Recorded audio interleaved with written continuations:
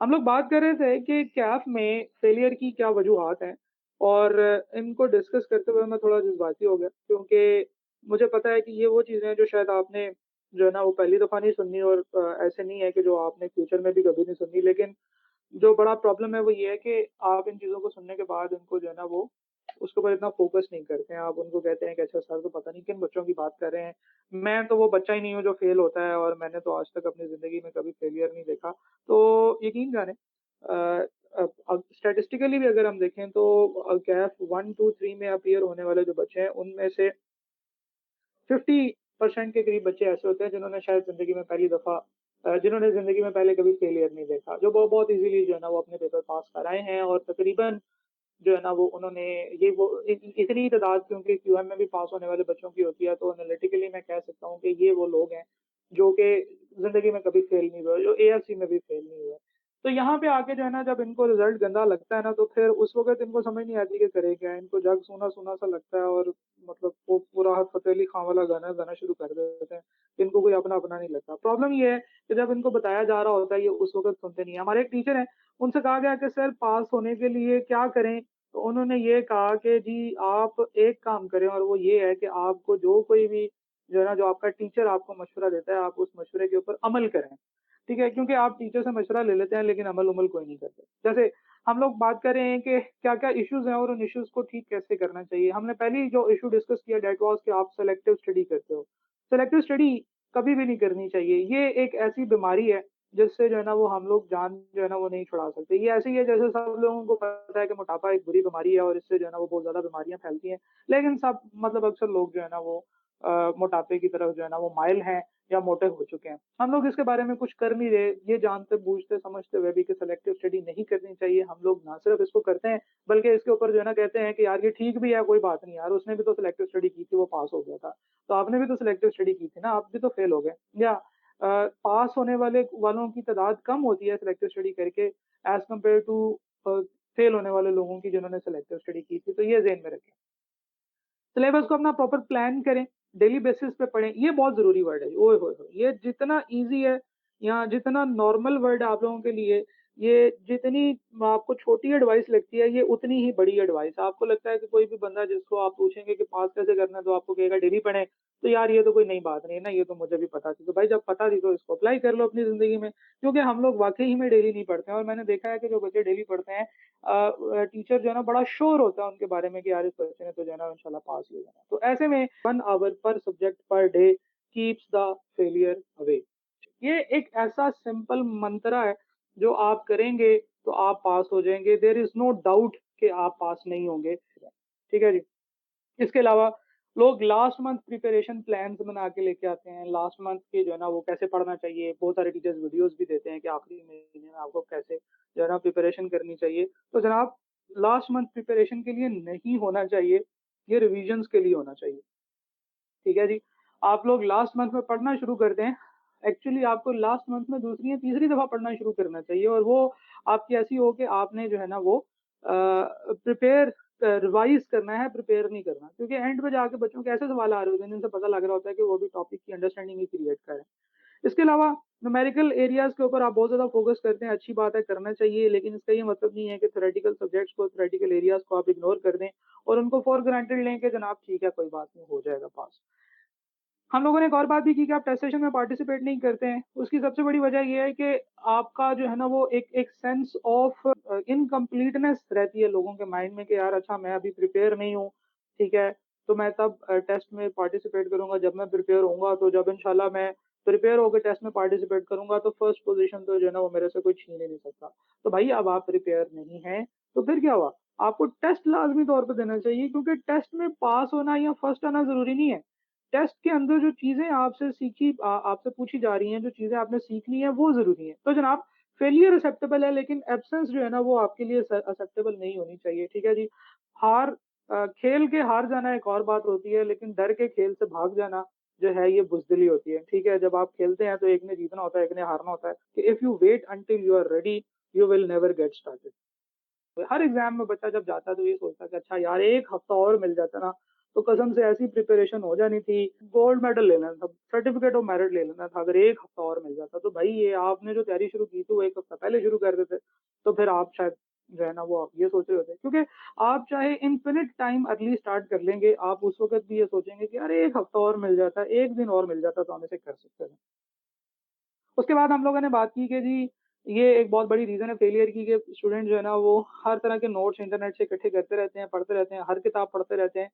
तो ये प्रॉब्लम ये होती है कि ये एक अनगाइडेड मिसाइल की तरह जो है ना वो बच्चा जो है ना वो चल रहा होता है। उसका दिमाग कभी किसी नोट्स में जा रहा होता है, कभी किसी की बुक में जा रहा होता है, कभी उसने कहीं से देखा एक टीचर जो है ना वो फेसबुक के ऊपर अपनी मार्केटिंग कर रहा था तो आपको आपने देखा अच्छा यार ये तो बड़ा अच्छा टीचर लग रहा है, चलो भाई आप इसके नोट्स देखना शुरू कर देते हैं। इसने ये फलाना टॉपिक बड़ा मजे का पढ़ाया था तो बाकी टॉपिक भी इसने बड़े अच्छे बड़े मजे के पढ़ाए होंगे। जनाब जो भी टीचर्स जो होते हैं ना जो सीए में आपको पढ़ा रहे हैं, आपके कॉलेज वालों ने आपको लगा के दिया है जो टीचर, वो कैपेबल है और वो अकेला आपको पास करा सकता है। तो एक से ज़्यादा टीचर्स जो जिसे कहते हैं ना एक से ज़्यादा कश्तियों का जो सवार है वो भी जो है ना वो डूब जाता है। तो दिस इज़ वेरी इंपॉर्टेंट कि आपने जो है ना वो एक से ज़्यादा लोगों से सजेशंस नहीं लेनी है। अपने टीचर से पूछें ना कि सर मुझे एक्स्ट्रा कौन से नोट्स करने चाहिए। कोई नोट्स आपको मिलते हैं आप अपने टीचर्स को दें, टीचर को पूछें कि सर ये नोट्स हैं क्या मैं इससे प्रिपरेशन कर लूँ? तो क्योंकि अक्सर ऐसा होता है कि हर टीचर के जो नोट्स होते हैं वो अपने आप में कंप्लीट होते हैं। वो इतने बने होते हैं कि वो टीचर से पढ़ के और सिर्फ़ उन नोट्स को पढ़ के आप प्रिपरेशन कर सकते हैं। लेकिन हम लोगों ने तो मतलब ये है कि थोड़े से तो राज़ी नहीं होना। हम लोग तो ऐसे करते हैं जैसे कि जो ना एक टीचर के नोट्स में अगर एक सवाल नहीं है तो वो टीचर हमारे साथ धोखा कर रहा है। ऐसी बात हरगिज़ नहीं होती है। अपने टीचर के ऊपर आपको बिलीव रखना है और फिर आप पास होंगे। इसके अलावा हर बंदे से मशवरा लेना जो है ये भी अच्छी बात नहीं है। क्योंकि एक अजीम आदमी ने कहा कि every big decisional disaster came from taking too many suggestions. बहुत ज्यादा सजेशंस आपने इकट्ठी कर ली और फिर उनको जो है ना वो एक जगह पे इकट्ठा कर दिया। जैसे अभी मैंने एग्जांपल भी दी कि जनाब आपने जो है ना वो डॉक्टर के पास गए, डॉक्टर को कहा बुखार है, उसने आपको 20 गोलियां दे दी। उसने कहा चलो ये नहीं तो ये अप्लाई हो जाएगी, ये नहीं तो इससे आराम आ जाएगा, ये नहीं तो इससे आराम आ जाएगा। तो भाई बाकी 18 गोलियों 19 गोलियों से आपको नुकसान भी तो होगा। इसके अलावा सब्जेक्ट स्पेसिफिक जो बातें हैं आप अपने सब्जेक्ट की नीड को समझें, जो बातें मैंने आपको यहाँ पे बताई हैं कि हर सब्जेक्ट की एक फिलॉसफी है, उसको अंडरस्टैंड करें। अपने टीचर से पूछें कि सर ये जो सब्जेक्ट है, इसको कैसे पढ़ना है? टेस्ट हैं वो दें, टेस्ट के जो रिज़ल्ट्स आते हैं वो टीचर के साथ डिस्कस करें, टेस्ट के जो रिज़ल्ट्स आते हैं वो आप अपने टेस्ट एग्ज़ामिनर के साथ जो भी आपका टीए है उसके साथ डिस्कस करें।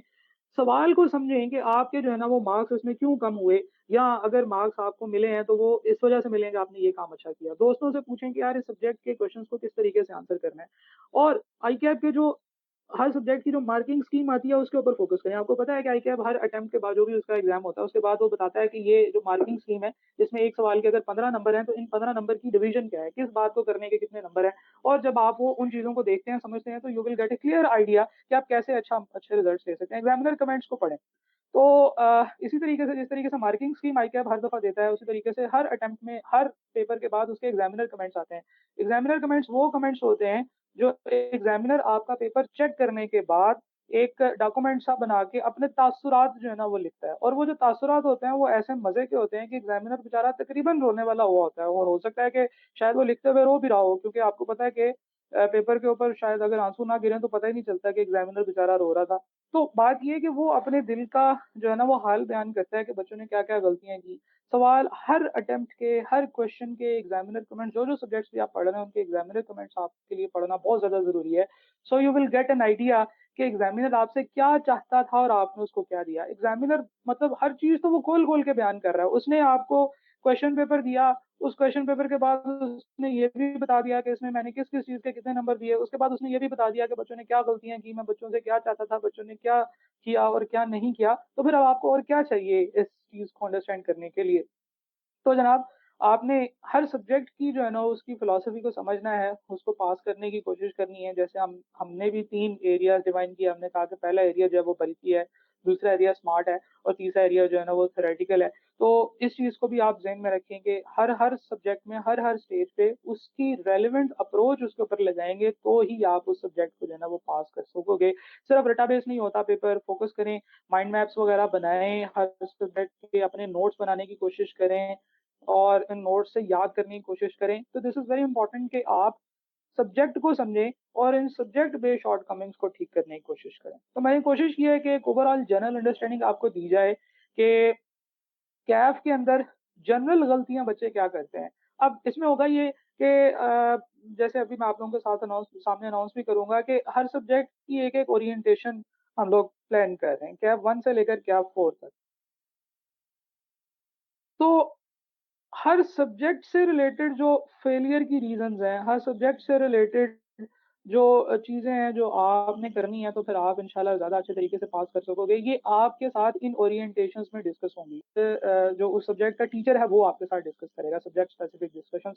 हर टीचर आपको बताएगा कि कोर्स का फ़ोकस क्या होना चाहिए, किस सब्जेक्ट का आपका जो है ना उसकी फिलॉसफी क्या है, इसमें किस तरह के सवाल आते हैं, आपने इसको कैसे पास करना है। तो दिस इज़ वेरी इंपोर्टेंट कि आप सब्जेक्ट्स की ओरिएंटेशन लें और इन ओरिएंटेशन में एक सब्जेक्ट को समझने की कोशिश करें कि वो किस तरीके से चलेगा।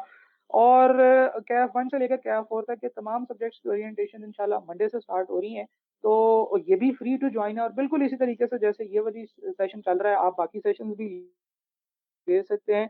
तो मैं आप लोगों को सजेस्ट करूँगा कि आप वो वाला सेशन भी लें और उनमें समझने की कोशिश करें, आप जहाँ से भी पढ़ रहे हैं। वो ज़रूरी नहीं है कि आप सिर्फ़ नियर पीयर से अगर पढ़ रहे होंगे और सिर्फ़ ऑनलाइन पढ़ रहे होंगे तो देन वो आपके लिए रेलेवेंट है। वो आपके लिए रेलेवेंट है क्योंकि एक सब्जेक्ट स्पेसिफिक टीचर ऑनलाइन आके आपको ये बताना चाह रहा है कि भाई पेपर को पास कैसे करना है, इस पेपर में फेलियर की रीज़न्स क्या हैं और इस पेपर का फ़ोकस क्या होगा। ठीक है जी, तो इस सब्जेक्ट को समझेंगे तो फिर ही आप इस सब्जेक्ट को पास कर सकते हैं। This is very important.